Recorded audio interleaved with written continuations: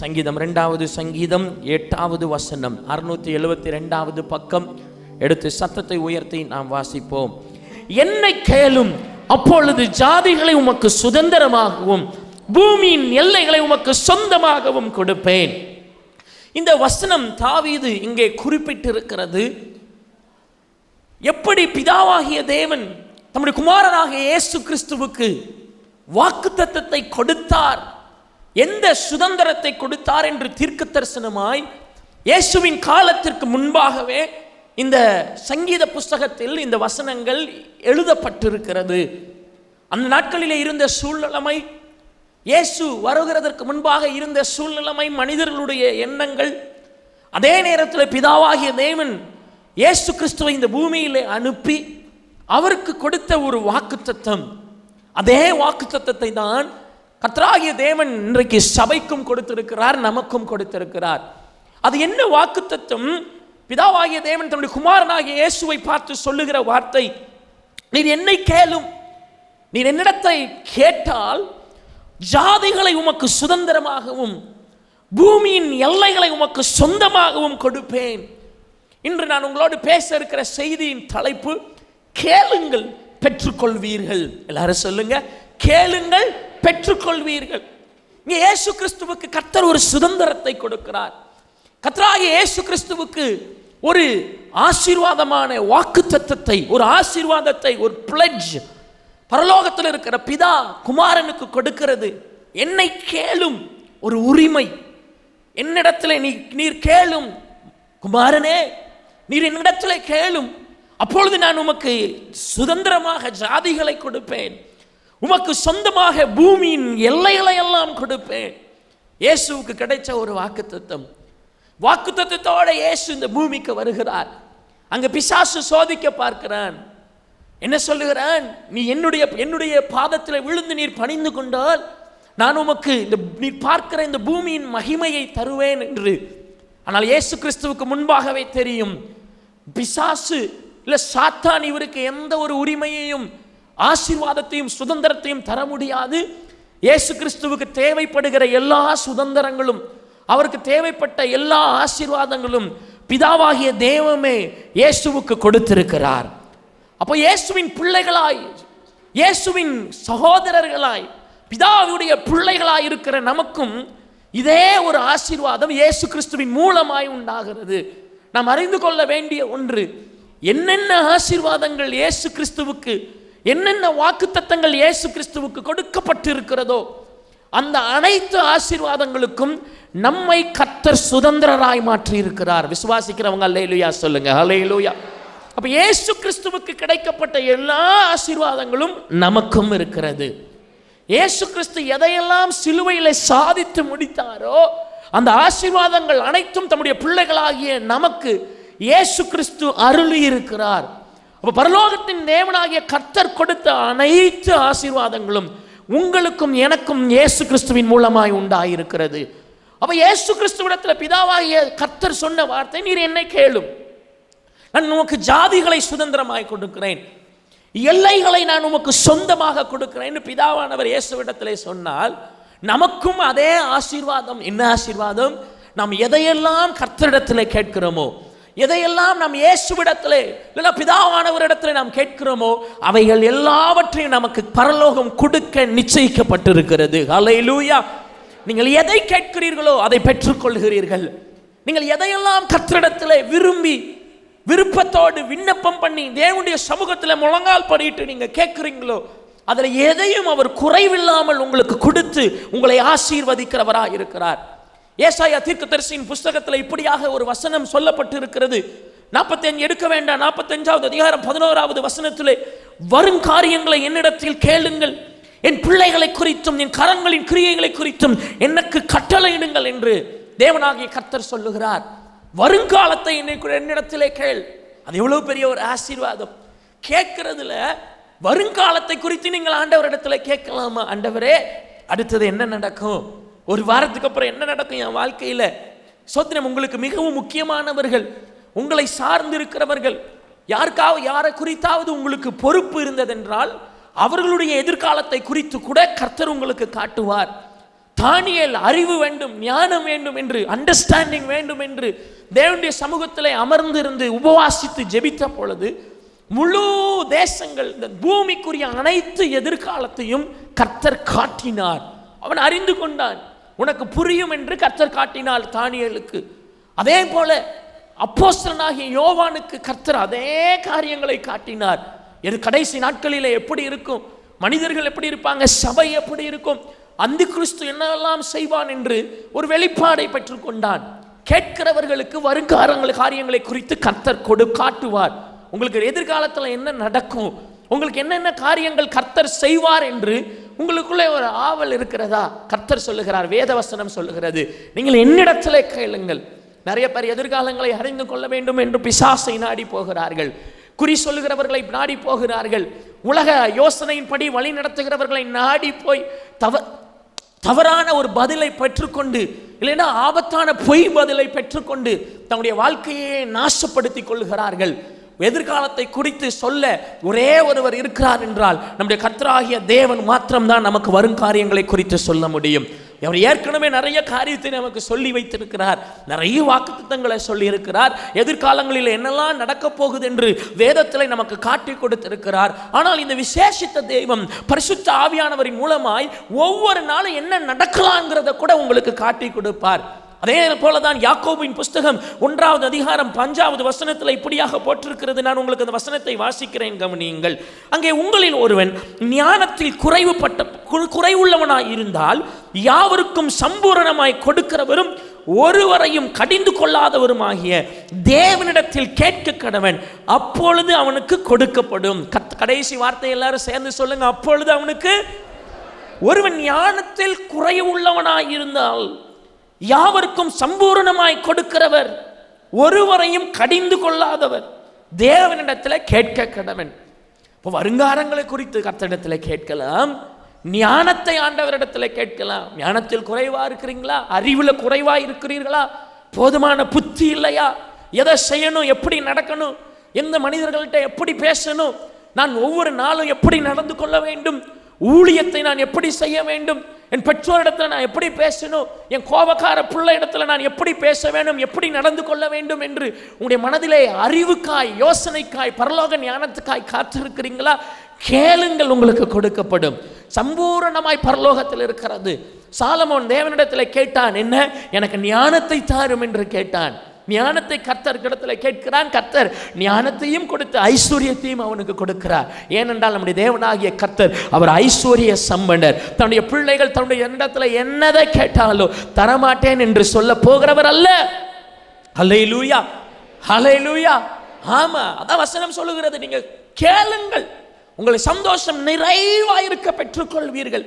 மனிதர்களுடைய பிரச்சனை என்ன தெரியுமா? கர்த்தரிடத்தில் கேட்க தயக்கம், கர்த்தரிடத்தில் கேட்க மறந்து விடுகிறார்கள். நிறைய பேர் சொல்லுவாங்க, ஆண்டவரிடத்தில் கேட்டீங்களா அப்படின்னு நான் கேட்பேன். அவங்க என்னத்தை சொல்லுவாங்க, பாஸ்டர் இதெல்லாம் என் வாழ்க்கையில் நடக்கணும்னு இருக்குது அப்படின்னு சொல்லுவாங்க. நான் கேட்பேன், நீங்கள் கர்த்தரிடத்தில் கேட்டீர்களா? நான் யோசித்தேன், மனதில் யோசிச்சு தான் வச்சிருக்கிறேன், ஆண்டவர்கிட்ட நான் யோசிச்சுட்டு இருக்கிறேன். அதை யோசித்தா போதாது, நீ வாயை திறந்து கர்த்தரிடத்தில் கேட்டாயா? அவன் என் மனசுல அதை தான் யோசிச்சுட்டு என் வீட்டில் இருக்கும் போதெல்லாம் அதான் ஜோம் போது நான் சொல்லியிருப்பேன். இல்லை, கர்த்தருடைய ஆலயத்திற்கு வந்து நேரம் எடுத்து எனக்கு இந்த காரியத்தை நீர் செய்ய வேண்டும் என்று உங்களுடைய வாயை திறந்து நீங்கள் கேட்டது உண்டா அப்படி என்று நான் கேட்கிறது உண்டு. அன்னாளை குறித்து பாருங்கள், எல்லாரும் ஆராதிக்கும் பொழுது வந்து ஆராதிச்சுட்டு எனக்கு ஒரு சாமுவேலை கொடும் என்று ஜெபித்து செல்லவில்லை. எல்லாரும் இருக்கும் பொழுது கர்த்தருடைய ஆலயத்தில் வந்து சும்மா கடமைக்கு வந்து நின்று அதே நேரத்தில் வீட்டில் உட்கார்ந்து புலம்பிக்கிட்டு இருக்கவில்லை. நேரம் எடுத்து கர்த்தருடைய சமூகத்தில் அவள் கேட்டாள், திட்டமும் தீர்மானமுமாய் கேட்டாள். எனக்கு நீர் ஒரு ஆண் பிள்ளையை கொடுத்தால் நான் அதை உமக்கே கொடுப்பேன் என்று கர்த்தருடைய சமூகத்தில் அவள் வாய் திறந்து சோத்திரவங்க பார்த்து கொண்டிருந்த ஏலி என்ன இந்த குடித்து உளறி கொண்டிருக்கிறாள் என்று சொல்லுகிற அளவுக்கு ஒரு பெருமூச்சோடு கர்த்தருடைய சமூகத்தில் அன்னாள் கேட்டால், அந்த அந்த வார்த்தைகள் கர்த்தருடைய காதுகளை எட்டினது. தேவன் மறு உத்தரவு அருளினார். ஹல்லேலூயா. கர்த்தரிடத்தில் கேட்கவில்லை. அநேகருக்கு சபையில் வந்து வாய் திறக்காது, அநேகருக்கு சபை வந்து ஆண்டவர்கிட்ட கேட்க தோணாது. பக்கத்தில் உள்ளவங்க கேட்டுருவாங்கன்னு வெக்கம், பக்கத்தில் உள்ளவங்க ஏதாவது சொல்லிடுவாங்கன்னு வருத்தம். ஆண்டவருடைய சமூகத்தில் பயங்கரமாக கத்தி அழுது போராடி ஜெபிக்கணும்னு விரும்புகிறீங்களா? முன்னாடி இருக்கிற ஸ்பீக்கர் பாக்ஸ் கிட்ட வந்துருங்க. அங்கே கேட்குற சவுண்டை சோத்திரம் நீங்கள் என்னதை ஜெபம் பண்ணாலும் அந்த சவுண்டு சோத்திரம் ஸ்பீக்கர் பாக்ஸ் சவுண்டு உங்களை டேக் ஓவர் பண்ணி அதை தாண்டிடும். அதனால் தைரியமாக அழலாம், தைரியமாக சத்தம் போட்டு ஆண்டவர் இடத்துல கேட்கலாம். ஒன்றே ஒன்று, நீங்கள் கேட்கிறவைகளை உங்கள் பரம பிதாவிடத்தில் நீங்கள் கேட்குறீங்க. அதனால் நீங்கள் வெட்கப்படவே வேண்டியதில்லை. அல்லேலூயா சொல்லுவோமா? அல்லேலூயா. நீங்கள் கேளுங்கள். கேட்க தவறினவர்களுக்கு கிடைக்காது. ஆசீர்வாதம் வேணும்னா கேட்கணும், ஒரு நன்மை வேணும்னா கேட்கணும், ஒரு உதவி வேணும்னா கேட்கணும், ஒரு அந்தஸ்து வேணும்னா கேட்கணும், ஒரு பதவி வேணும்னா கேட்கணும். உலகத்தில் சொல்லுவாங்க, வாய் உள்ள பிள்ளை தான் பிழைக்கும். வேதத்தை அறிந்தவர்கள் எல்லாரும் வாய் உள்ள பிள்ளைகள், பேச தெரிந்தவர்களா இருக்கணும், கேட்க தெரிந்தவர்களா இருக்கணும்.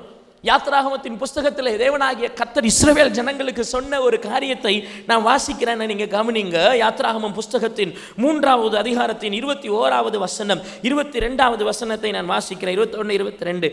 அப்பொழுது இந்த ஜனங்களுக்கு எகிப்தியரின் கண்களில் தயவு கிடைக்க பண்ணுவேன். ஸ்தோத்திரம். நீங்கள் போகும் பொழுது வெறுமையாய் போவதில்லை. ஒவ்வொரு ஸ்திரீயும் தன் தன் அயலகத்தாரிடத்தில் தன் வீட்டில் தங்கியிருக்கிறவனிடத்திலும் வெள்ளியுடைமைகளையும் பொன்னுடைமைகளையும் வஸ்திரங்களையும் கேட்டு வாங்குவாள். அவைகளை உங்கள் குமாரருக்கும் உங்கள் குமாரத்திகளுக்கும் தரிப்பித்து எகிப்தியரை கொள்ளையிடுவீர்கள் என்றார். ஆமென், ஹல்லேலூயா. எகிப்தியரை கொள்ளையிடுவீர்கள் என்பது அவங்க கவனிக்காம இருக்கும் பொழுது அவங்கள தாக்கி திருடி அப்படி சொல்லல ஆண்டவர். நீங்க போய் கேளுங்க. சோத்திரம். ஒவ்வொரு இஸ்ரவேல் ஜனங்களும் உங்களோடு தங்கி இருக்கிற எகிப்தியரை பார்த்து எனக்கு நீங்க கொடுங்க, வெள்ளியை கொடுங்க, பொண்ணை கொடுங்க, என்னிடத்துக்கு நல்ல வஸ்திரங்களை கொடுங்க, நீங்க கேளுங்க, அப்பொழுது உங்களுக்கு கொடுப்பார்கள் அப்படின்னு சொன்னார். இதே போல இந்த இஸ்ரவேல் ஜனங்கள் எகிப்தை விட்டு புறப்படும் பொழுது அங்க இருக்கிற எகிப்தியர்களை போய் பார்த்து கேட்டாங்க, நீங்க எங்களுக்கு கொடுங்க. அப்போ தேவனுடைய பயம் ஒன்று அப்படியே எகிப்து ஜனங்களை மூடி இருந்தது.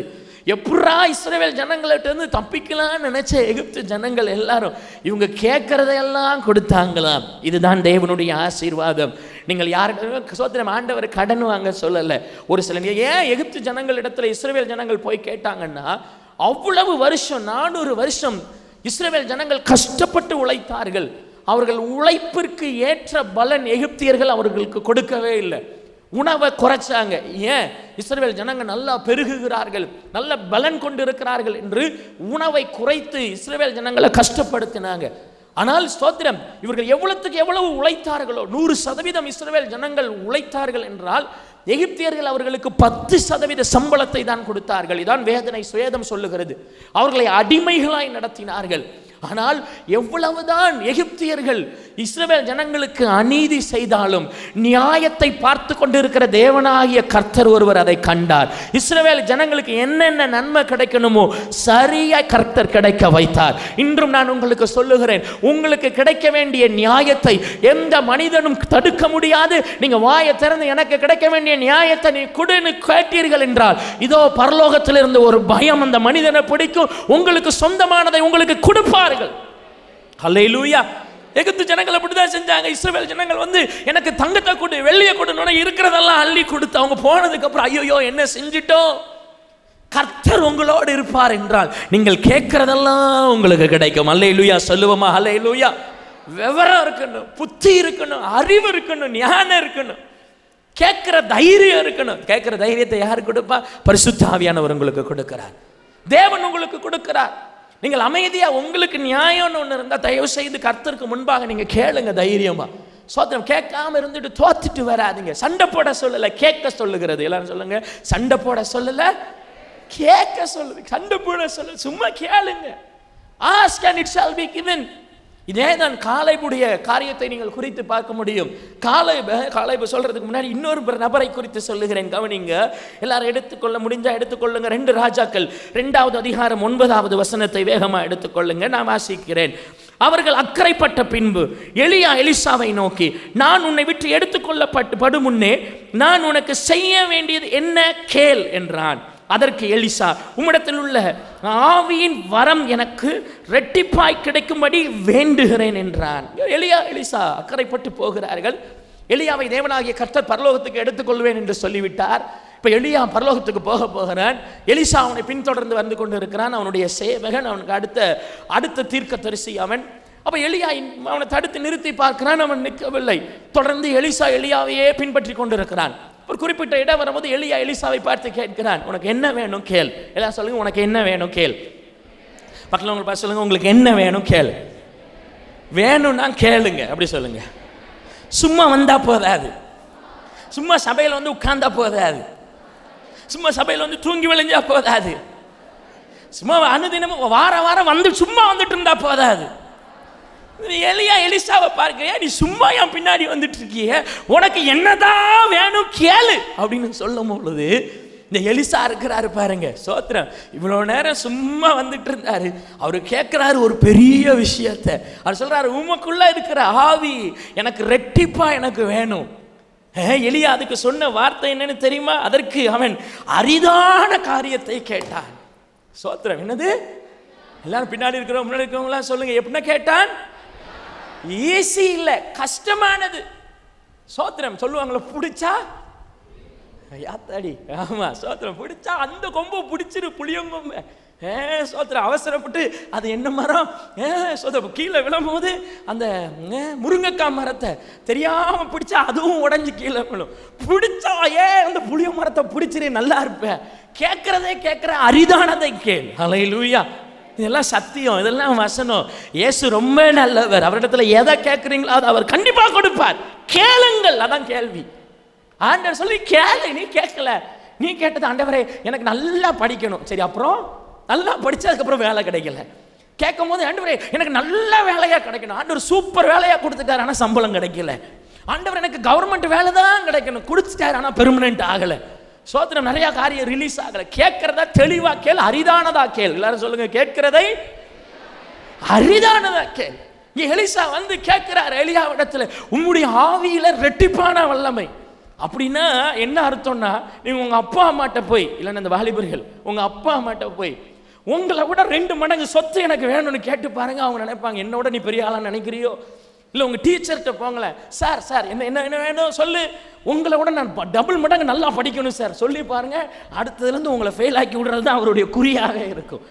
ஆமாம். இந்த எலிசா தீர்க்கதரிசி எலியாவிடத்தில் கேட்குறான், உங்களை விட எனக்கு 2 மடங்கு. அப்போ எலியா சொல்கிறான், அரிதானதை கேட்டார். சரி, அப்போ ஒன்றும் இல்லை, நீ கேட்டுட்ட, நீ என் இடத்துல கேட்டுட்ட, என் ஆவிய கேட்குற, ஆனால் கொடுக்கறது நான் இல்லை, கொடுக்க போகிறது தேவனாகிய கர்த்தர். நீ கேட்டதை அவர் கேட்டிருப்பார், அவர் கேட்டபடினால் அவருக்கு சித்தனை அவர் கொடுப்பார். ஹல்லேலூயா. அப்போ எல்லாரும் சொல்லுங்க, கேளுங்கள், உடைய சந்தோஷம் நிறைவாக இருக்க பெற்றுக்கொள்வீர்கள். ஒருவேளை எலிசா பயந்து, சரி வந்ததே வந்துட்டேன், உங்கள் சால்வையை கொடுங்களேன் அப்படின்னு கேட்டிருந்தா சால்வை இருக்கும், அதில் பவர் இருந்திருக்காது. நிறைய பேர் அதான் கேட்குறாங்க, பவர் இல்லாத பணம். எல்லாரும் சொல்லுங்க, என்னது அது? பவர் இல்லாத சொத்து. சொல்லுங்க. ஆமா, நிறைய பேருக்கு சொத்து வேணும், அதுல பவர் இருக்காது, ருசி இருக்காது, ஒண்ணுமே இருக்காது, புஷ்குன்னு போயிடும். சொத்து வாங்கி வச்சு 2 வருஷத்துல காணாம போயிடும். பவர் இல்லாத பணம், பவர் இல்லாத சால்வை. எதுக்கு? கர்த்தரிடத்துல கேட்க வேண்டியதை கேட்கணும். எது உன்னுடைய ஃபைனல் டார்கெட்? நீ எது உனக்கு முக்கியமா வேணும்னு நினைக்கிற? அப்போ ஒரு 10 வருஷத்துக்கு இல்லை, ஒரு 2 வருஷம் உங்க எதிர்காலத்துக்கு தேவையானதை மொத்தமா கர்த்தரிடத்துல கேட்கணும். எல்லாரும் கேள்வி சொல்லுங்க, மொத்தமா கேள். ஆமா, சோத்திரம். மொத்தமா கேட்கணும். அப்போ இதே மாதிரி தான் கேட்கிறது எவ்வளவு முக்கியம் என்று வேத வசனம் நமக்கு கற்றுக் கொடுக்கிறது. காலேப் என்கிற ஒரு தேவனுடைய மனிதன் நமக்கு தெரிந்திருக்கும். அவனை குறித்து நீங்கள் யோசுவாவின் புஸ்தகத்திலே 14வது அதிகாரத்திலே நீங்கள் வாசிக்க முடியும். யோசுவாவின் புஸ்தகத்தில் 14 வசனத்திலிருந்து 14வது வசனம் வரைக்கும் 287வது பக்கம் என்னோட இணைந்து வாசிங்க. ஆகையால் கர்த்தர் அந்நாளிலே சொன்ன இந்த மலை நாட்டை எனக்கு தாரும், அங்கே ஏனோக்கியரும் அரணிப்பான பெரிய பட்டணங்களும் உண்டென்று நீர் அந்நாளிலே கேள்விப்பட்டீரே. கர்த்தர் என்னோடு இருப்பாரானால் கர்த்தர் சொன்னபடியே அவர்களை துரத்தி விடுவேன் என்றான். அப்பொழுது யோசுவா எப்புன்னேயின் குமாரனாகிய காலேபை ஆசீர்வதித்து எப்ரோனை அவனுக்கு சுதந்திரமாக கொடுத்தான். நல்லா கவனிங்க, எப்ரோன். எல்லாரும் சொல்லுங்க, ஹெப்ரோன். இங்கதான் தாவீது ராஜா 2வது விசை அபிஷேகம் பண்ணப்பட்டார். ஹெப்ரோன் எல்லாருக்கும் தெரியுமா? ஹெப்ரோன் கேள்விப்பட்டிருக்கிறீங்களா? இங்க தான் முக்கியமான இடம். இந்த காலேப் இங்கே யோசுவாவோடு யுத்தம் செய்கிறான். 40 வயசுல கானானை பார்க்க போகிறான். போய் பார்த்துட்டு வந்து எல்லாம் செய்தாங்க. அதுக்கப்புறம் அவனுக்கு இந்த இடம் வரும்பொழுது, அவன் இந்த சுதந்திரிக்க வேண்டும் என்கிற இடம் நேரம் வரும்பொழுது அவனுக்கு வயசு 85 வயசு. எல்லாரும் சொல்லுங்க, எத்தனை வயசு? அந்த ஆமா, 85 வயதுள்ளவன். அப்ப அவன் சொல்லுகிறான், முன்னாடி எனக்கு என்ன பலன் இருந்ததோ, 45 வருஷத்துக்கு முன்னாடி எனக்கு என்ன பலன் இருந்துச்சோ இப்பவும் எனக்கு பலன் இருக்கு சொல்லிட்டு, எனக்கு இந்த அந்த அவன் சொல்ற வசனத்தை பாருங்க, இந்த மலை நாட்டை எனக்கு தாரும். அதுவும் பார்த்தீங்கன்னா அங்கே ஏனோக்கியரும் அரணிப்பான பெரிய பட்டணங்களும் உண்டென்று நீ அந்நாளிலே கேள்விப்பட்டு இருந்தீர். அவன் கேட்டது சாதா ஆசீர்வாதம் இல்லை, அது ஒரு கஷ்டப்பட்டு சுதந்திரிக்க வேண்டிய ஆசீர்வாதம்.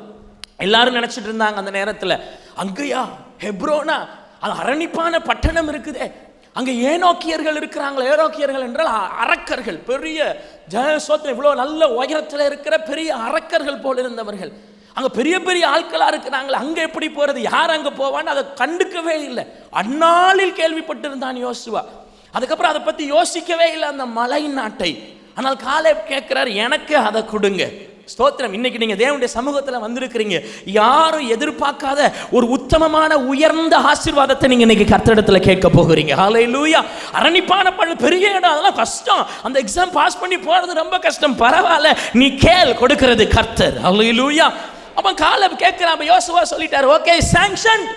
நீங்க கர்த்தருடைய சமூகத்தில் எதெல்லாம் வந்து கேட்டாலும் உங்களுக்கு சாங்ஷன் ஆக்கப்படும். அவனுக்கு கர்த்தர் அவங்க யோசுவா சாங்ஷன் பண்ணி கொடுக்கிறான். காலேப் போகிறான், அந்த இடத்துல போராடுகிறான், அங்க இருக்கிற எல்லாரையும் முறியடிக்கிறான். அந்த ஹெப்ரோன் காலேபுக்கும் அவனுடைய சந்ததிக்கும் சொந்தமாய் மாறினது. கேளுங்கள், உங்களுடைய சந்தோஷம் நிறைவா இருக்க பெற்றுக்கொள்வீர்கள். இப்ப காலேப் அங்க போய் அந்த முழு இடத்தை பிடித்து கொண்டிருக்கும் பொழுது, இங்க அவனை போல கேட்ட இன்னொரு ஆள், அது யாருன்னா காலேபுடைய மகள். எல்லாரும் சொல்லுங்க, காலேபுடைய தாயை போல் பிள்ளை. அங்கே வந்து தகப்பனை போல் பிள்ளை. தகப்பனை போல் பிள்ளை யார்? அந்த பிள்ளையுடைய பெயர் அக்ஷால். நியாயாதிபதிகளின் 1வது அதிகாரத்தை எடுத்துக்கொள்ளலாம். நியாயாதிபதிகள் 1வது அதிகாரம் 302வது பக்கம். நியாயாதிபதிகள் 1வது அதிகாரம் 14, 15 ஆகிய வசனங்களை வாசிப்போமா? 13 வாசிங்க. அப்பொழுது காலேபுடைய தம்பியாகிய கேனாசின் குமாரனாகிய ஒத்னியேல் அதை பிடித்தான். ஆகையால் தன் குமாரத்தை ஆகிய அக்சாலை அவனுக்கு விவாகம் பண்ணி கொடுத்தான். அவள் புறப்படுகையில் தன் தகப்பனிடத்தில் ஒரு வயல்வெளியை கேட்க வேண்டும் என்று அவனிடத்தில் உத்தரவு பெற்றுக்கொண்டு கழுதையின் மேல் இருந்து இறங்கினாள். காலேப் அவளை நோக்கி, உனக்கு என்ன வேண்டும் என்றான்.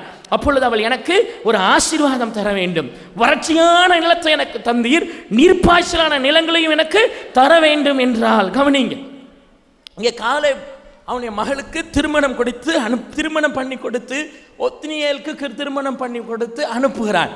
அப்போ அங்கே ஏறியாச்சு. ஸ்தோத்திரம். அவள் கழுதையின் மேலே ஏறி, கவனிங்க, கொஞ்சம் அசியூம் பண்ணி பாருங்க. அப்பா அங்கேருந்து அனுப்பி விடுறார், மகளே போயிட்டு வா, இங்கே கணவன் இருக்கிறார், கணவன் ஒரு கழுதையில் உட்கார்ந்துருக்கிறார், இந்த மகளும் ஒரு கழுதையில் உட்காந்துட்டு 2 பேரும் கண்ணீர் வெடிச்சு டாடா டேடி பை பாய். சோத்திரம். நீங்கள் யோசிச்சு பார்க்குறீங்களா? நான் சொல்கிறது உங்களுக்கு புரியுதா? அப்பாவை விட்டு போகும்போது அழுவாங்களா, அழமாட்டாங்களா?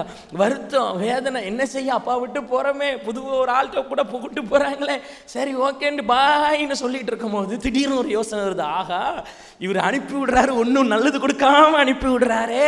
ஏன்னா காலேப் அவளுக்கு அந்த சொத்திர மகளுக்கு, அவளுடைய மகளுக்கு ஒரு ஆசீர்வாதத்தை கொடுத்திருந்தாள். அது எப்படிப்பட்ட ஆசீர்வாதமும், வறட்சி ஒரு நிலத்தை அங்க காலேப் கொடுத்திருந்தான். அக்ஷாலுக்கு ஒரு நிலம், சிம்பிளா ஒரு நிலம். அந்த நிலம் வறட்சியான நிலம். இந்த அக்ஷால் போகும்பொழுது என்னதான் வருத்தப்பட்டு டாட்டா சொல்லி வருத்தத்தோட போனாலும் மனசுல ஒரு யோசனை, ஆஹா அப்பா நம்மளை வறட்சியான ஒரு நிலத்தை கொடுத்து இப்படி ஏமாத்திட்டாரு, ஒருவேளை அவளுக்கு கொடுத்துருவாள், அடுத்த பிள்ளைக்கு கொடுத்துருவாரு. அவனுக்கு ரொம்ப வருத்தத்தோட கழுதையில ஏறி உட்காந்தோன்னு திடீர்னு சரி கேட்டுதான் பார்த்துருவோமே, கேட்டுதான் பார்ப்போமே அப்படின்ட்டு. ஆனால் அதே நேரத்தில் அவள் கேட்கும் போது ஒரு நல்ல காரியம் செஞ்சா, ஒரு கீழ்ப்பிடிதல். கல்யாணம் முடிஞ்சதுனால அவள் போகும்போது நேராக போய் டாடி அப்படி கேட்கல, கணவனிடத்தில் பெர்மிஷன் கேட்டுட்டு, ஒத்தினியலை பார்த்து நான் போய் கொஞ்சம் கேட்டு வரேன், ஒன்று கேட்கணும், ஒரு ஆசீர்வாதம் கேட்கணும், உன்னை ஒத்தினியா போயிட்டு வா அப்படின்னு அனுப்பி விட, இவள் நேராக போய் காலேபை பார்த்து காலேப் கேட்குறான், என்ன திருப்பி இறங்கி வந்துட்ட, போக மனசு வருத்தமாக இருக்குதா மகளே? எனக்கும் ரொம்ப வருத்தமாகத்தான் இருக்கிறது. நான் யோசிச்சு கொண்டிருக்க நேரத்தில், அதெல்லாம் இல்லை டேடி, நீங்கள் ஒரு வறட்சியான நிலத்தை தந்தீங்க, ஒரு ஆசீர்வாதமான இடத்தை தாங்க. அந்த வசனத்தை வாசிங்க. அப்பொழுது அவள் 15, எனக்கு ஒரு ஆசீர்வாதம் தர வேண்டும், வறட்சியான நிலத்தை எனக்கு தந்தீர், நீர்ப்பாய்ச்சலான நிலங்களையும். ஆமா, நான் வறட்சியான வசனம், வறட்சியான நிலத்தை அப்படின்னா சிங்குலரா புளூரலா? சிங்குலர், ஒரே ஒரு நிலம். அதை கேட்க நான் சரி போகும்போது நீர்ப்பாய்ச்சலான ஒரு நிலம் அப்படி சொல்லல, நீர்ப்பாய்ச்சலான நிலத்தை ஆமென். கர்த்தரிடத்துல கேட்கறதுல சோத்திரம் கொஞ்சம் அப்படிலாம் பார்க்கக்கூடாது. எவ்வளோ கேட்கணுமோ அவ்வளோ கேட்கணும். அல்லேலூயா சொல்லுங்க. அல்லேலூயா. எத்தனை பேர் கர்த்தரிடத்துல நான் நீர்ப்பாய்ச்சலான இடத்தை கேட்க போறேன்னு சொல்றவங்க அல்லேலூயா சொல்லுங்க. தேவனாகிய கர்த்தர் தயாள பிரபு. நீ ஒண்ணு கேட்டா ஒண்ணு தர மாட்டார், 100 கொடுப்பார். கேட்கறதே 1000 கேளுங்க, 1000 அள்ளி கொடுப்பார். அவர் நல்லவர். ஆமா சோத்திரம். ஒரு இடத்துல கேட்கறவங்களுக்கு அமுக்கி குலுக்கி சரிந்து விழுகிற அளவுக்கு கர்த்தர் ஆசீர்வதித்து அனுப்புவார். ஏன் இயேசு கஞ்ச பிசினாரிலாம் கிடையாதுங்க. அவர் சும்மா கொஞ்சம் கொடுத்து இது கொஞ்சம் கஷ்டப்பட்ட வாழ்க்கையை வாழு, சும்மா அந்த வீட்டில் போய் சும்மா இருந்துட்டு வா, சும்மா அழுது இப்படி காலையில் சேர்ந்து சாயங்காலம் வரைக்கும் வேலை செஞ்சே கஷ்டப்படு, அப்படி இல்லை. நீ ஒன்று செஞ்ச 100 மடங்கு ஆசீர்வதிக்கிறவர் நம்முடைய தேவனாகிய கர்த்தர். செய்ய வேண்டியதெல்லாம் கேட்கணும் கேட்கணும் கேட்கணும். நீங்கள் கேட்கிற ஒவ்வொரு வார்த்தைகளும் அநேக கதவுகளை திறந்து கொண்டே இருக்கும். கேட்காதவங்க பெற்றுக்கொள்ள மாட்டாங்க. ஆமென். எந்த பிள்ளைகள் தங்களுடைய பெற்றோரிடத்துல உரிமையா இருந்து பழகிறாங்களோ அவங்க உண்மையாகவும் இருப்பாங்க. ஆமென். உரிமையா இருக்க உடனே உங்க பிள்ளைகள் உங்கள்கிட்ட நடிக்க கூடாது. ஒரு சில பிள்ளைகள் இருக்காங்க, ஒரு சிலர் இருப்பாங்க அப்படியே இருக்கும்போது அப்படி நடிச்சுட்டு நல்ல பிள்ளை மாதிரி சோத்திரம் அல்லேலூயா ஆமென் எல்லாம் இங்கே சபையில் சொல்லிட்டு வெளியே போனதுக்கப்புறம் தக்க தையான்னு டான்ஸ் ஆடி அதை செஞ்சு இதை செஞ்சு அங்கே திட்டு இங்கே திட்டு உண்மை உள்ளவன் பரிபூர்ண ஆசீர்வாதம் பெறுவான். அல்லேலூயா. பிள்ளைகளுக்கு வாலிபர்களுக்கு சொல்கிறேன், உங்கள் அம்மா அப்பாட்ட நீங்கள் உண்மை உள்ளவங்களா இருங்க. அவங்கள பரிபூர்ணமாக உங்கள் அம்மா அப்பா ஆசீர்வதிப்பாங்க. உங்கள் அம்மா அப்பா ஆசீர்வதிக்க முடியாத நிலையில் இருக்கிறாங்களா, உங்கள் வாழ்க்கை வர வர கர்த்தரே உங்களை அதிகமாக ஆசீர்வதிப்பார். எல்லாரும் சொல்லுங்க, கேளுங்களுடைய சந்தோஷம் நிறைவேற்க பெற்றுக்கொள்வீர்கள். சொல்லுங்க. சரி, ஓகே. அப்போ காலேப் கேட்டு பெற்றுக்கொண்டான், காலேபுடைய மகள் கேட்டு பெற்றுக்கொள்ளுகிறார்கள். கேட்க உங்களுக்கு கிடைக்கிறது. இயேசு கிறிஸ்து கேட்கிறார், நான் உனக்கு என்ன செய்ய வேண்டும் என்று கேட்கிறார். அப்ப அவர் அந்த மனிதன் சொல்லுகிறான், என் கண்கள் தெளிவடைய வேண்டும். இயேசு கிறிஸ்து சுகம் கொடுக்கிறார். உனக்கு நான் என்ன செய்யணும்? நான் எழும்பி நடக்கணும். நான் உனக்கு என்ன செய்யணும்? மரித்தவன் உயிரோடு எழும்பணும். கர்த்தர் கேட்கிறார் கேள்வி, உனக்கு நான் என்ன செய்யணும்? அதான் இந்த மாதத்திலே வாக்குத்தத்தம், கேள், எது வேணாலும் நான் உனக்கு கொடுக்கிறேன். ஆனால் கேட்கும் பொழுது ஒரு சில முறைகள் வழிமுறைகள் இருக்கிறது. கேட்கறதெல்லாம் ஆண்டவர் கொடுப்பாரா? நீ என்னதை கேட்டாலும் ஆண்டவர் கொடுப்பார். ஆனால் ஒரு சில சட்டங்கள் இருக்கிறது. ஒரு 5 காரியங்களை நான் வேகமாய் சொல்லுகிறேன். 1 யோவான் 5வது அதிகாரம் 14வது வசனம் 15வது வசனத்தை நாம் வாசிக்கும் பொழுது, வாசிக்கலாமா? நான் வாசிக்கிறேன், இல்லைன்னா கவனிங்க. நாம் எதையாகிலும் அவருடைய சித்தத்தின்படி கேட்டால் அவர் நமக்கு செவி கொடுக்கிறார் என்பதே அவரை பற்றி நாம் கொண்டிருக்கிற தைரியம். கவனிங்க. முதலாவது, ஒரு மனிதன் கேட்கிறதெல்லாம் ஆண்டவர் கொடுத்துருவார், தப்பு இல்லை. ஆனால் கேட்கிறத எப்படி கேட்கணுமா? தேவ சித்தத்தின்படி கேட்க வேண்டும். எல்லாரும் சொல்லுங்க, எப்படி கேட்கணும்? அது எப்படி, எது தேவ சித்தம், அதெல்லாம் நான் சொல்ல போகிற ஒவ்வொரு வசனங்களையும் நீங்கள் கண்டுபிடித்துக் கொள்ளலாம். ஸோ கேட்கறத எப்படி கேட்கணும்? கர்த்தருக்கு சித்தம்.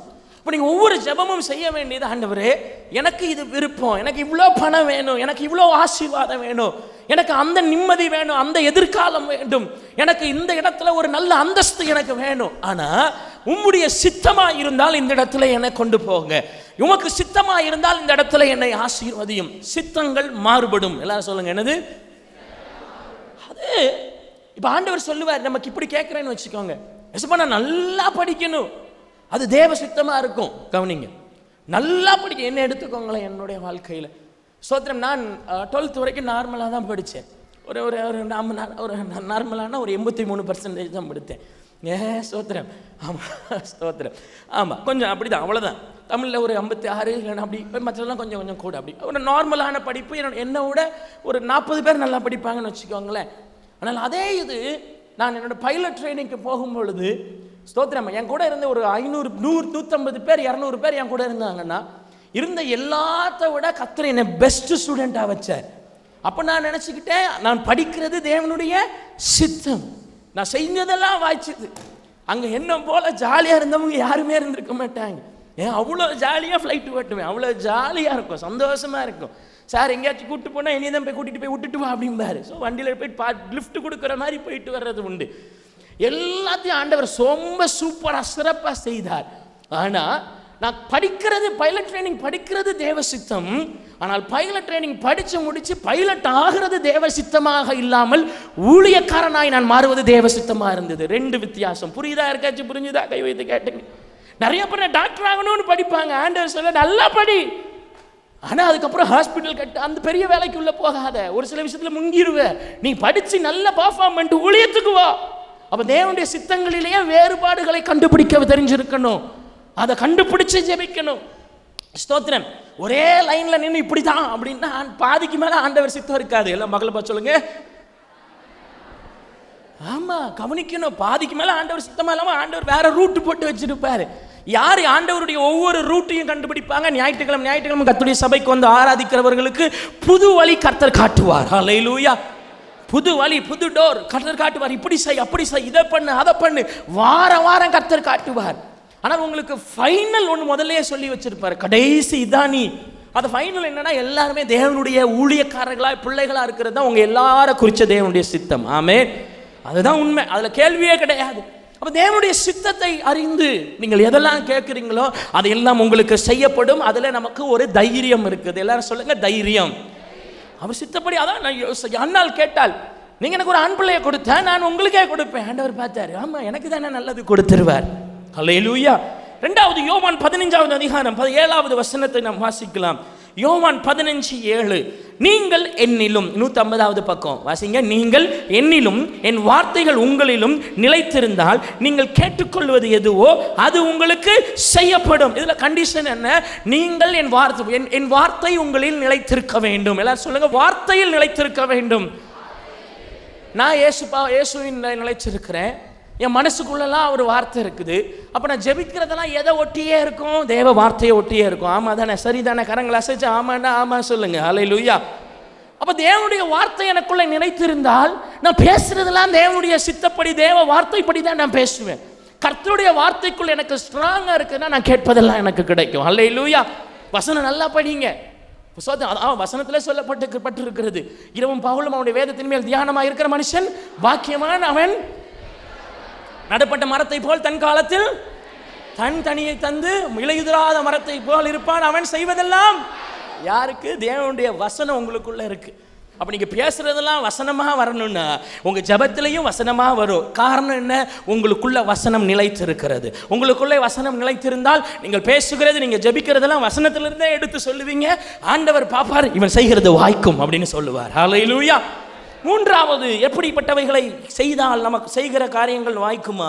யாக்கோபு 1வது அதிகாரம் 6வது வசனத்தை நீங்க வாசிக்கணும். 5வது வசனத்தில் நம்ம வாசித்தோம், ஒருவன் ஞானத்தில் குறைவுள்ளவனாக இருந்தால். அப்ப 6வது வசனத்தில் அதை எப்படி கேட்கணுமா? ஆனாலும் அவன் எவ்வளவாகிலும் சந்தேகப்படாமல் விசுவாசத்தோட கேட்க கடவன். சந்தேகப்படுகிறவன் காற்றினால் அடிபட்டு அலைகிற கடலின் அலைக்கு ஒப்பாயிருக்கிறான். ஆமா, இங்க எத்தனை பேர் சோத்திரம், இங்கே காற்றினா இங்க எத்தனை பேர் அலை இருக்கிறீங்களா? யாராவது அலை இல்லை, இருக்கக்கூடாது. அலை இருக்கலாம், சாந்தமான அலையா இருக்கணும். காற்றினால் அடைப்பட்டு அலக்களிக்கிற அலைனா யாரா? சந்தேகப்படுகிறவர்கள். இது நடக்குமா?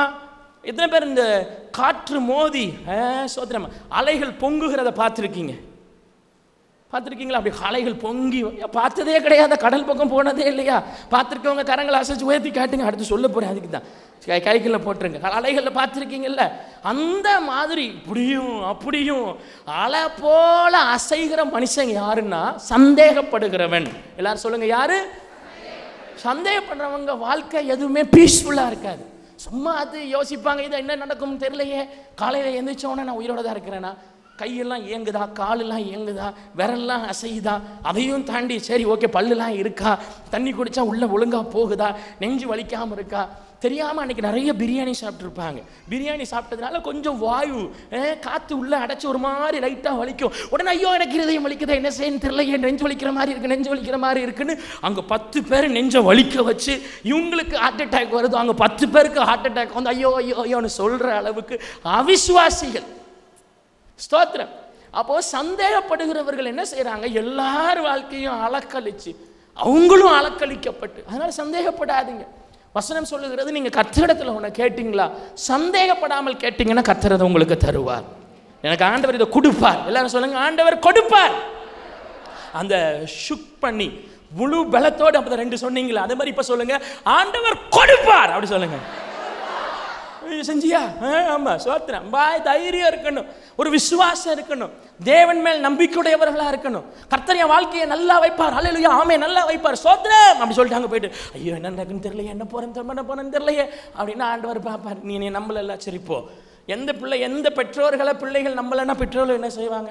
நீ நம்புற வரைக்கும் போ, இருந்துட்டு வா, போ, தைரியமாக சதனியாக போயிட்டு வா, கஷ்டப்பட்டுட்டு வா, இதெல்லாம் படுறணுமோ படு, கடைசி வந்து அந்த பிள்ளை வந்து நான் உங்களை நம்புகிறேன்ப்பா, செய்யுங்கப்பா அப்படின்னு நம்ம செஞ்சுடுவோம். அதே மாதிரி தான் ஆண்டவர். நான் சொல்லுங்கள், இப்படி நினச்சிக்கோங்க, உலகத்தில் உங்கள் பிள்ளைகளை நீங்கள் எப்படி ட்ரீட் பண்ணுவீங்களோ, எப்படி நீங்கள் எதிர்பார்ப்பீங்களோ, அதே மாதிரி தான் நம்ம கர்த்தரும் நம்ம இடத்துல எதிர்பார்ப்பார். சரிதானே? நம்ம உங்கள் பிள்ளைங்க என்ன நினைப்போம்? அவங்க நம்ம நல்லா நம்பணும் அப்படின்னு நினைப்போம். அவரை நம்புனா அவரை முழுசாக நம்பிடணும். எல்லாரும் சொல்லுங்கள், நம்புனா அவரை முழுசாக நம்பிடணும். 4வது யோவான் 16வது அதிகாரம் 24வது வசனத்தை வாசிக்கலாம். யோவான் 16:24. இதுவரைக்கும் நீங்கள் என் நாமத்தினாலே ஒன்றும் கேளுங்கள், அப்பொழுது உங்கள் சந்தோஷம் நிறைவாக இருக்கும்படியாக பெற்றுக்கொள்வீர்கள். 3வது சொன்ன சந்தேகம் இல்லாமல் கேட்கணும். 4வது என்னன்னா, நீங்கள் கேட்கிறவைகளை இயேசுவின் நாமத்தினால் கேட்க வேண்டும். எல்லாரும் சொல்லுங்க, எப்படி கேட்கணுமா? அப்போ கவனிங்க, நிமிர்ந்து பாருங்க. நீங்கள் ஏதாச்சும் ஒன்று கேட்குறீங்க ஆண்டவர்கிட்ட, நீங்கள் கேட்கணும், இயேசுவின் நாமத்தில் இந்த காரியம் எனக்கு நடக்கணும். இயேசுவின் நாமத்தை எங்கெல்லாம் பயன்படுத்துங்களோ அங்கே ஒரு பெரிய விடுதலை உண்டு. ஹல்லேலூயா. Because the name of Jesus Christ has the power to open, to close, to activate, to deactivate and to do everything that you need. இயேசுவின் நாமம் எதை செய்கிறதற்கும் வல்லமை உள்ளதாக இருக்குது. நீங்கள் என்னங்க அதை விட்டுட்டு ஆண்டவரே இதை செய்யும், ஆண்டவரே இதை செய்யும், ஆண்டவரே இதை நடத்தும், யாருக்கும் புரியுது என்னன்னே தெரியாத, யார்கிட்ட ஜோம் பண்ணுறோன்னே தெரியாத மாதிரி, அப்படி இல்லை. இயேசுவின் நாமத்தை எங்கே விதைக்கிறீங்களோ அங்கே அறுவடை உண்டு. ஹல்லேலூயா. நீங்கள் ஒரு மரத்தை விதைக்கும் போது இயேசுவின் நாமத்தில், நீங்கள் ஒரு எக்ஸாம் எழுதுறீங்களா இயேசுவின் நாமத்தில், நீங்கள் உங்கள் பிள்ளைகளுக்கு ஏதாவது ஒரு காரியத்தை விதைக்கிறீங்களா இயேசுவின் நாமத்தில், இது பல மடங்கு பெருகணும்னு ஜெபம் பண்ணி விதைங்க. இயேசுவின் நாமம் ஹல்லேலூயா செத்து போன மரங்களை கூட உயிரோட எழுப்புகிற நாமம். ஹல்லேலூயா. சகோதரம், அப்போ இயேசுவின் நாமத்தின் மூலமாய் நீங்கள் ஜெபிக்கணும்.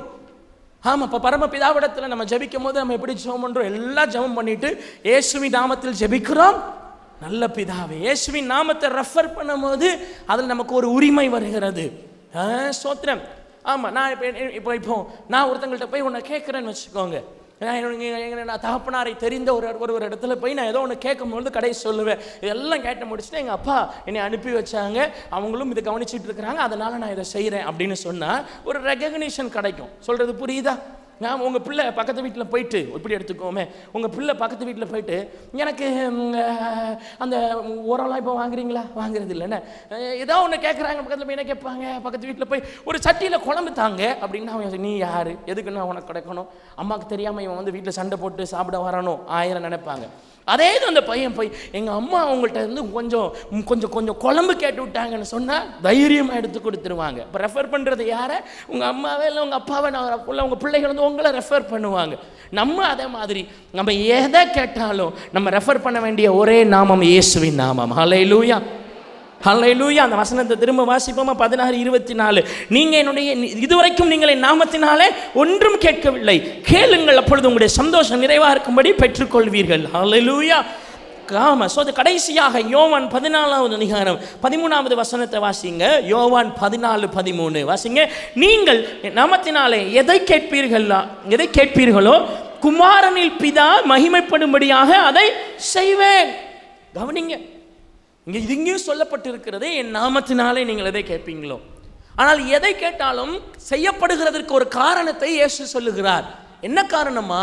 பிதா மகிமைப்படும்படியாக. எல்லாரும் சொல்லுங்க, அது பிதா மகிமைப்படும்படியாக. அப்ப இயேசு கிறிஸ்து நமக்காக இங்க பாருங்க, இயேசு கிறிஸ்து நமக்காக ஒன்று செய்யணும்னு நினைக்கிறாருன்னா அவர் எதற்காக செய்வார்னா, அதை செய்தால் தேவனுடைய நாமம் மகிமைப்பட வேண்டும். அப்போ ஒன்று நடந்தால் அதில் யார் உயர்த்தப்படணும்? பிதாவாகிய தேவன். ஹல்லேலூயா. அப்போ இயேசு கிறிஸ்துவுடைய மனதில் அதுதான் நிச்சயம். அவர் உங்களை ஆசீர்வதிக்கணும்னா அந்த ஆசீர்வாதத்தின் மூலமாக யார் மகிமைப்படணும்? இப்போ உங்கள்கிட்ட நான் கேட்குறேன், உங்கள் ஆசீர்வாதத்தின் மூலமாக பிதாவானவர் மகிமைப்பட்டிருக்கிறாரா? மகிமைப்படுவாரா? மகிமைப்பட்டிருக்கிறாரா? அப்போ உங்களுக்கு ஒரு ஆசீர்வாதம் வரும் பொழுது ஞாயிற்றுக்கிழமை ஆண்டவரை தேடாமல் விட்டு போனீங்கன்னா நீங்கள் அவரை கனவீனப்படுத்துகிறீர்கள் என்று அர்த்தம்.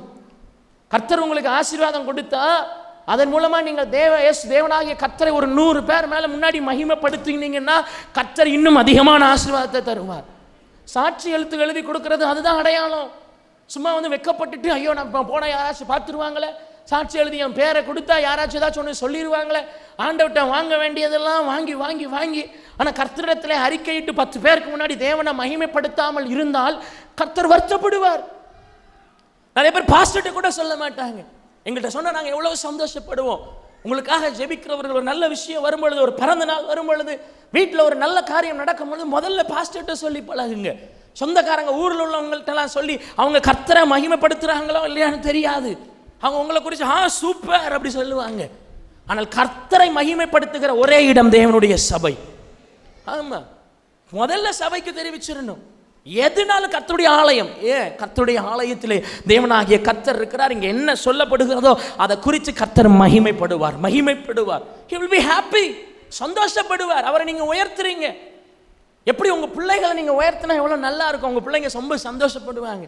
உங்கள் கணவனை உயர்த்தி பேசி பாருங்கள், உங்கள் கணவன் உங்களை நல்லா கவனிச்சுக்குவாங்க. உங்கள் மனைவியை நீங்கள் நல்லா உயர்த்தி பேசி பாருங்கள், சாப்பாடு நல்ல சாப்பாடாக வரும். ஆமாம், நல்ல சாப்பாடாக வரும். அங்கே பார்த்தா அது அது நல்ல சாப்பாடு. எப்போ நல்லா உயர்த்தி பேசணும். எனக்கு ஒருத்தவங்களுக்கு தெரியும், அவங்க எப்போ பேசினாலும் வெரி குட், சூப்பர், பயங்கரம், சூப்பர் அப்படிம்பாங்க. அப்படியே சோத்திரம், கங்க்ராச்சுலேட் பண்ணுறது தப்பே இல்லை. ஒருத்தங்களுக்கு கங்க்ராச்சுலேட் பண்ணுறது சூப்பர், ரொம்ப நல்லது, வெரி குட் அப்படி சொன்னால் அவங்க பண்ணுறவங்களுக்கு பரவாயில்லையே, நீ எல்லாரும் கங்க்ராச்சுலேட் பண்ணுறாங்களே அப்படின்னு நல்ல தைரியமாக இருப்பாங்க. தேவனாகிய கர்த்தர் கங்க்ராச்சுலேஷன் எதிர்பார்க்கல, ஆனால் முழு மகிமையையும் அவருக்கு கொடுக்க வேண்டும் என்று அவர் எதிர்பார்க்கிறார். ஆமாம், நான் 5 சொல்லுவேன், நீங்கள் மகிமைப்படுத்துவேன்னு சொல்லுங்க. நல்ல வேலை கிடைச்சா யார? பிதாவை. ஆமே, இல்லை பிதாவை மகிமைப்படுத்துவேன்னு சொல்லுங்க. நல்ல வேலை கிடைச்சா, ஆமாம், நல்ல பணம் கிடைச்சதுன்னா, நல்ல சுகம் கிடைச்சதுன்னா, நல்ல பிள்ளைகள் கிடைச்சாங்கன்னா, நல்ல சோதனம், நல்ல அது என்ன சொல்லுவாங்க, நல்ல திருமண பந்தங்கள் கிடைச்சதுன்னா, நல்ல வாகனம் கிடைச்சதுன்னா, ஆமா, நல்ல வீடு கிடைச்சதுன்னா, நல்ல நிலம் கிடைச்சதுன்னா, ஆமென், ஹல்லேலூயா. பிதாவை எப்படி மகிமைப்படுத்துவீங்க? சாட்சி சொல்லி மகிமைப்படுத்தலாம், காணிக்கை கொடுத்து மகிமைப்படுத்தலாம். ஒரு 20 பேர் 30 பேருக்கு முன்னாடி கர்த்தர் எனக்கு கொடுத்தாருன்னு சொன்னீங்கன்னா அப்படி மகிமைப்படுத்தலாம். எத்தனை பேர் இனிமேல் நான் எனக்கு கிடைக்கிற எல்லாவற்றிலும் நான் கர்த்தரை மகிமைப்படுத்துவேன் என்று சொல்றவங்க கரங்களை உயர்த்தி அல்லேலூயா சொல்லுங்க. அல்லேலூயா. நீங்கள் கை உயர்த்தி பாருங்க, இதுக்காகவே கர்த்தர் கண்டிப்பாக உங்களுக்கு நிறைய காரியங்களை கொடுப்பார். கேட்க ஆரம்பிங்க, ஆண்டவரே நான் உங்களை மகிமைப்படுத்துவேன், எனக்கு ஒரு கார் தாங்க, அதில் 2 பேரை கூட்டிகிட்டு வந்து சபைக்கு அழைத்து கொண்டு வருவேன், இதனால் நீங்கள் மகிமைப்படுவீங்க ஆண்டவரேன்னு சொல்லி நீங்கள் செஞ்சு பாருங்கள். ஆண்டவர் ஆசீர்வாதமான காரை தருவார். ஆமென், ஹல்லேலூயா. நான் ஜெபிக்கிறேன், வரப்போகிற நாட்களில் உங்கள் இங்கே இருக்கிற யாருக்கோ 2-3 பேருக்கு கர்த்தர் பெரிய பெரிய வேன்களை கர்த்தர் கொடுக்க போகிறார். அதுலேயே நீங்கள் நல்ல பிஸ்னஸ் பண்ணுற அளவுக்கு கர்த்தர் அதை ஆசீர்வதித்து உங்களுக்கு கொடுப்பார். ஹல்லேலூயா. ஆமாம், உங்கள் பிஸ்னஸ் ஆசீர்வதித்து கர்த்தர் வேன்களை உங்களுக்கு கொடுப்பார். அதில் நீங்கள் நிறைய காரியங்கள் சம்பாதிப்பீங்க. ஆனால் அதே நேரத்தில் ஞாயிற்றுக்கிழமை நிறைய பேரை சபைக்கு கூட்டிகிட்டு வருவீங்க. அதை எதிர்பார்க்குறவங்க இந்த மாதிரி என் வாழ்க்கையில் பலவிதமான நன்மைகள் கர்த்தருடைய நாம மகிமைக்காய் வர வேண்டும்னு சொல்கிறவங்க கரங்களை உயர்த்தி அல்லேலூயா சொல்லுங்க. ஹல்லேலூயா. ஆமாம், கற்ப ஸ்திரீகள், திருமணம் முடிந்தவங்க, பிள்ளைகளை சுமந்துட்டு இருக்கிறவங்க, பிள்ளைகளுக்காய் காத்து, குழந்தைகளுக்காய் காத்து ஜெபித்து கொண்டு இருக்கிறவங்க, நீங்கள் சொல்லணும், ஆண்டவரே நீர் எனக்கு குமாரனை கொடுத்தால், இல்லை எனக்கு ஒரு பிள்ளையை கொடுத்தீங்கன்னா, குமாரத்தையை கொடுத்தீங்க, எனக்கு ஒரு பிள்ளை கொடுத்தீங்கன்னா, யாராக இருந்தாலும் கர்த்தாவே அந்த பிள்ளைகளுடைய நாம மகிமைக்காய் நான் வளர்ப்பேன். அதுக்கப்புறம் அந்த பிள்ளைங்க சபையில் தேவனுடைய ஆலயத்தில் இருந்து இசைக்கருவிகளை வாசிக்கும் போது அவங்க கர்த்தரை மகிமைப்படுத்தி கொண்டே இருப்பாங்க. ஹல்லேலூயா. பலிபீடத்தில் நிற்கிறவங்களாம் யாரு? கர்த்தரை மகிமைப்படுத்தினவங்க. அவங்க உயிரோடு இருக்கிற வரைக்கும் கர்த்தரை மகிமைப்படுத்திக்கிட்டே இருப்பாங்க. ஹல்லேலூயா. ஆமாம், இங்கே இருக்கிறவங்க எல்லாரும் கர்த்தரை மகிமைப்படு. நாளைக்கு சோதனை இங்கே இருக்கிற யாராவது தேவனை மகிமைப்படுத்துறதை நிறுத்திட்டாங்கன்னா சோத்திரம், நான் என்னைக்கு நான் இயேசுவை மகிமைப்படுத்துறதை நிறுத்துறனோ அடுத்த நாள் என் மூச்சு நின்றணும். என் பூமியில் கடைசியாக நான் கர்த்தரை மகிமைப்படுத்தினதா இருக்கணும். ஹல்லேலூயா. அது உண்மை. ஊழியம் பண்ணுற எல்லாரும் அப்படி தான் ஜெபம் பண்ணணும். நான் இருந்தால் கர்த்தருக்காக இருப்பேன். ஆமென். நான் வாழ்ந்தால் தேவனுடைய நாம மகிமைக்காக வாழுவேன். அப்படிப்பட்டவங்க ஜெபிக்கிறதெல்லாம் கேட்கறதெல்லாம் கிடைக்கும். எங்களுக்கு என்ன ஆசீர்வாதம், ஊழியக்காரங்களுக்கு என்ன? நீங்கள் இப்போ நிறைய பேர் சொல்லுவாங்க, பாஸ்டர் தானே நிறைய பணங்க. இல்லை இல்லை இல்லை இல்லை, நீங்கள் வந்து பாருங்கள் நாங்கள் படுற கஷ்டத்தை. சொன்ன ஊழியக்காரங்களுக்கு அவ்வளோ கஷ்டம் வந்தாலும், அவ்வளோ போராட்டங்கள் வந்தால், நிறைய கஷ்டங்கள் இருக்குது. ஆனால் அதுலேயும் ஆண்டவரை நிறைய ஊழியக்காரங்களை கர்த்தர் செழிப்பாக வச்சிருக்கிறதுக்கு காரணம் தெரியுமா? அந்த ஊழியக்காரங்க தேவனுடைய மகிமைக்காய் வாழ்கிறதுனால.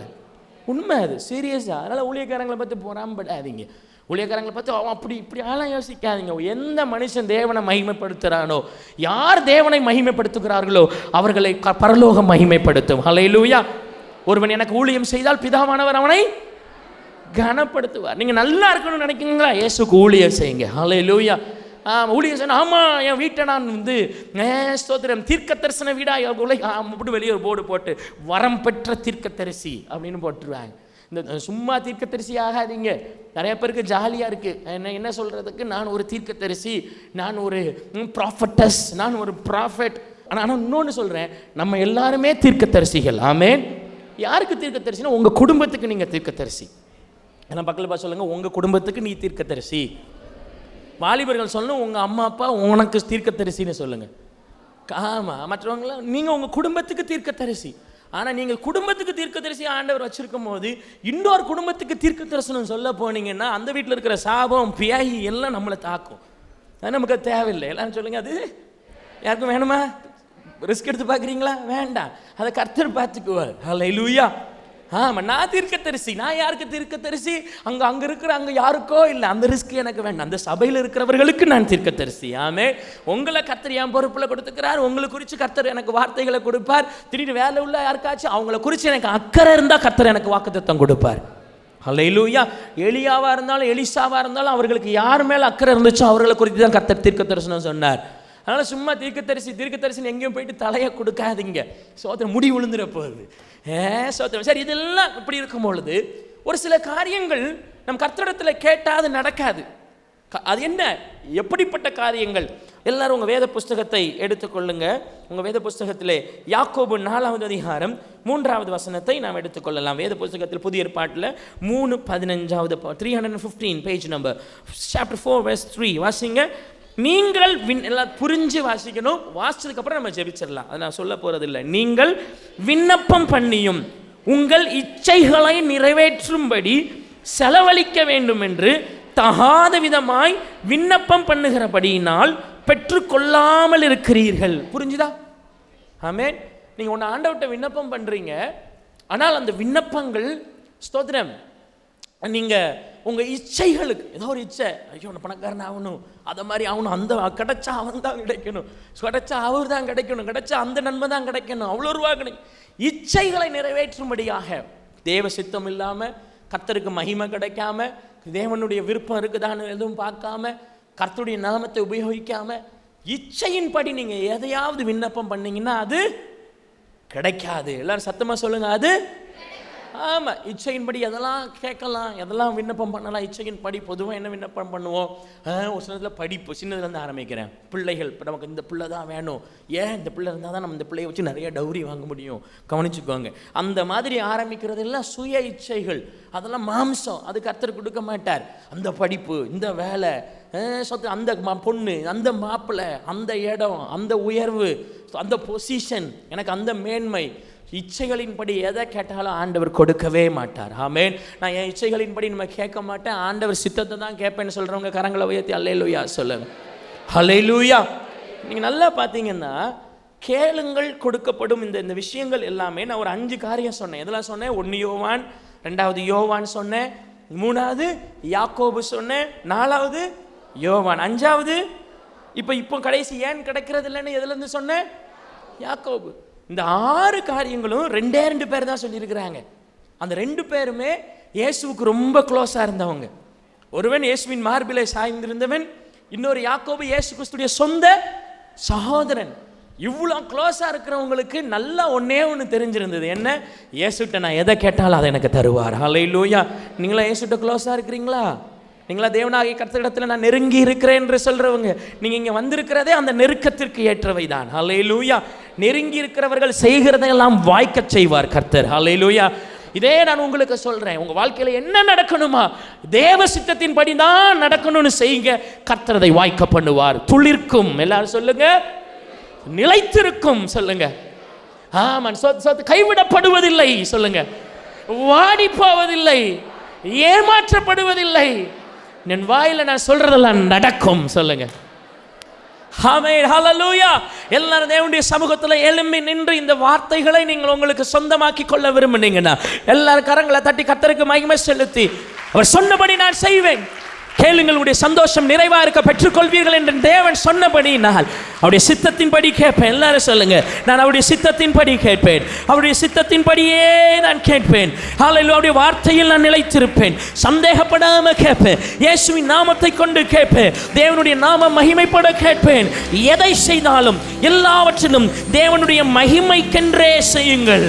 இதுல பவுல் சொல்லுகிற வார்த்தை, எல்லாரும் கர்த்தருக்கு மகிமை செலுத்தி ஹல்லேலூயா ஹல்லேலூயா ஹல்லேலூயா. என்னை கேளும், அப்பொழுது ஜாதிகளை உமக்கு சுதந்திரமாகவும் பூமியின் எல்லைகளை உமக்கு சொந்தமாகவும் கொடுப்பேன் என்று கர்த்தர் சொல்லி இருக்கிறார். ஏன் தெரியுமா மகனே மகளே? ஏன் தெரியுமா? எதற்கு இந்த உரிமை தெரியுமா? நீங்க அவருடைய நேசகுமாரன், நீங்க அவருடைய நேசகுமாரத்தி. அவர் உங்க மேல ரொம்ப பிரியமா இருக்கிறபடினால், அவர் உங்க மேல ரொம்ப அன்பா இருக்கிறபடினால் அவர் சொல்றார், நீ என்ன வேணும் கேளு, நான் உனக்கு தாரேன். எல்லாரும் கண்களை மூடி இருக்கும் பொழுது, மகனே நீ ஒரு சில நேரத்தில் கர்த்தரிடத்துல கேட்டு சோர்ந்து போய்விட்டாய். ஹல்லேலூயா ஹல்லேலூயா ஹல்லேலூயா. ஆண்டவர் சொல்றார், இந்த மாசம் இதற்காகவே நான் வச்சிருக்கிறேன். இதற்காகவே நீ எதை கேட்குறியோ அது உன் வாழ்க்கையில நடக்கும். கர்த்தர் அதை செய்வார். ஹல்லேலூயா. கர்த்தரிடத்துல ஏதாவது நான் கேட்கணும்னு விரும்புறேன்னு சொல்றவங்க உங்க வலது கரத்தை பரலோகத்துக்கு நேராக உயர்த்தி நீங்க என்ன கேட்க விரும்புறீங்களோ அதை கர்த்தரிடத்துல கேளுங்க. நீங்கள் உங்களுடைய ஜீவனுக்கு ஈடாய் ஆத்துமாக்களை கேட்டாலும் கர்த்தர் கொடுப்பார். உங்களுக்கு தேவை சோதனை பொருளாதார ஆசீர்வாதம் வேணாலும் கர்த்தர் கொடுப்பார். ஒரு நன்மை வேணாலும் கர்த்தர் கொடுப்பார். உங்கள் குடும்பத்திற்கு என்ன வேணாலும் கர்த்தர் கொடுப்பார். ஆனால் நீங்கள் கேட்குறது வாயை திறந்து கேட்கணும், உங்கள் மனசில் இல்லை. ஹல்லேலூயா. வாயை திறந்து நீங்கள் ஆண்டவர்கிட்ட கேளுங்க, ஆண்டவரே இந்த நன்மை எனக்கு செய்யுங்க. ஹல்லேலூயா. எங்கள் சபைக்கு ஆத்துமாக்களை தாங்கப்பா. ஹல்லேலூயா. எனக்கு என் பொருளாதார ஆசீர்வாதத்தை தாங்க. ஹல்லேலூயா ஹல்லேலூயா. கையை ஆசீர்வதிங்க ஆண்டவரே. ஹல்லேலூயா ஹல்லேலூயா. ஹல்லேலூயா. எங்கள் குடும்பத்தை காப்பாற்றிக்குவேன். ஹல்லேலூயா. எங்கள் குடும்பம் போல இருக்கிற குடும்பத்தில் இருக்கிற ஒவ்வொருவரும் காப்பாற்றப்படட்டும், ஒவ்வொருவரும் மறைத்து கொள்ளப்படட்டும். இயேசுவை எங்களுக்கு முன்பாக நாங்கள் வைக்கட்டும். அவரை மாத்திரம் எங்களுடைய கண்களுக்கு முன்பாக நாங்கள் வைக்கட்டும். ஆண்டவர்கிட்ட கேட்கணுன்ட்டீங்க, கேட்டுருங்க. நான் என்ன ஃபாலோ பண்ண வேண்டாம், நீங்கள் கேளுங்க. உங்களுக்கு என்ன கேட்கணும் அதை எல்லாத்தையும் 100 தடவை சொன்னாலும் பரவாயில்ல, திரும்ப திரும்ப சொன்னாலும் பரவாயில்ல. நீங்கள் கேட்கும் போதே ஆண்டவர் தீர்க்க தரிசனமாக கேட்க உங்களை தூண்டுவார். கேட்டுருங்க. நீங்கள் யோசிக்காததை ஒன்று கேட்க வாய் வரும், கேட்டுருங்க. அது பரிசுத்த ஆவியானவர் உங்களுக்கு உதவி செய்து கேட்க வைப்பது. நீங்கள் வாய் திறந்து ஆண்டவர்கிட்ட வெட்கப்படாமல் நீங்கள் கேட்குற அப்பாட்ட கேட்குறீங்க. நீங்கள் அப்பாட்ட கேட்குறீங்க. பிள்ளை அப்பாட்ட கேட்க வெட்கப்படுமா? பிள்ளை அப்பாட்ட கேட்க பயப்படலாமா? ஸ்தோத்திரம் ஸ்தோத்திரம். அவர்கிட்ட அப்பாட்ட கேளுங்க, அப்பாட்ட கேளுங்க, பிதாவிடத்தில் கேளுங்க. எனக்கு நல்ல சுகம் தாங்கன்னு கேளுங்க. அது உரிமையாக கேளுங்க. அக்ஷாலை போல கேளுங்க, காலபை போல கேளுங்க. ஹல்லேலூயா. எலிசாவை போல கேளுங்க. கேட்கிறவர்களுக்கு கொடுக்கப்படும். ஹல்லேலூயா. இஸ்ரவேல் ஜனங்க எகிப்தியர்கிட்ட உரிமையாக கேட்டது போல கேளுங்க. நீங்கள் உரிமையாக கேட்குறீங்க தம்பி, சகோதரா, நீ உரிமையாக கேட்குறீங்க. ஐயா, நீங்கள் கர்த்தருடைய இவ்வளோ நேரம் நீங்கள் ஆராதிச்சிங்க, நீங்கள் தேவனை மகிமைப்படுத்தினீங்க. அப்போ நீங்கள் உரிமையாக கேட்கலாம். ஆண்டவரே, நான் உங்கள் சமூகத்தில் உங்களை நான் ஆராதிச்சிருக்கிறேன், என் குடும்பத்துக்கு இதை தாரு. சகோதரா, கர்த்தர் உனக்கு கொடுக்கிறார். கர்த்தர் உனக்கு புதிய வாசலை திறக்கிறார். உன் வார்த்தைகள் பரலோகத்தை எட்டுகிறது. ரபாபா ஷபாபா கதனா மனிதி லிபாலா லேமோனா ஹஷெலே ரகதி லிமானா மரிமாதானா லபாதா லமா மாமா மனாமா ஹஷா கதனா ரிகோதோனோ தினி மாமா லாரா தினி மாமா ஷக்கதலா. தேவனுடைய கரம் உங்களுக்கு நேராக இறங்குகிறது. கர்த்தருடைய கரம் உங்களுக்கு நேராக இறங்குகிறது. அவருடைய செவிகளுடைய வார்த்தைகளை கேட்டுக்கொண்டு இருக்கிறது. ஹல்லேலூயா. கட்டப்பட்டு கொண்டு இருக்கிறது. நீ அவரிடத்துல கேட்க கேட்க இதோ செங்கல்களின் மேல் செங்கல் அடுக்கப்பட்டு இருக்கிறது போல உங்களுடைய வார்த்தைகளின் மேல் உங்களுடைய வார்த்தைகள் அடுக்க அடுக்க இதோ கர்த்தர் அதை செய்து கொண்டிருக்கிறார். கர்த்தர் கட்டி கொண்டிருக்கிறார். பாலடைந்தவைகளை கட்டி கொண்டிருக்கிறார். பாலடைந்து போயிருக்கிறது என்று யோசித்துக் கொண்டிருக்கிற அந்த வார்த்தை உங்க மனசுல இருக்குதா? கர்த்தர் கட்டுவார், கர்த்தர் கட்டுவார், கர்த்தர் கட்டுவார். ரீஃபர்னிஷ் பண்ணுவார், அதை சரிப்படுத்துவார், அதை அழகாக்குவார், அதை நிலைப்படுத்துவார். உனக்கு என்று கர்த்தர் ஒரு தீர்மானத்தை வச்சிருக்கிறார். உன் குடும்பத்துக்குன்னு கர்த்தர் ஒரு வெளிச்சத்தை வைத்திருக்கிறார். உனக்கென்று கர்த்தர் ஒரு நியாயத்தை வைச்சிருக்கிறார். உனக்கென்று கர்த்தர் ஒரு நீதியை செய்திருக்கிறார். நீ அதை கேட்டால் பெற்றுக்கொள்வாய். நீ கேள், உனக்கு கிடைக்கும். கேளுங்கள், உங்களுடைய சந்தோஷம் நிறைவாயிருக்கும்படியாக பெற்றுக்கொள்வீர்கள். நான் உங்களுக்கு ஜெபிக்கிறேன். அப்பா பிதாவே, அன்பு தெய்வமே, உங்களுடைய பிள்ளைகள் கேட்கிற ஒவ்வொரு